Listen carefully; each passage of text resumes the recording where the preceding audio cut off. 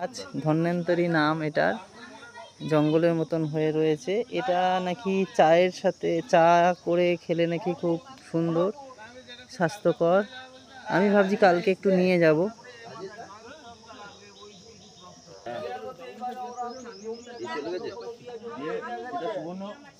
এটা আবার অন্য এক বড় একটা ধন্বন্তরী গাছ, পুকুরের পাড়ে হয়ে রয়েছে।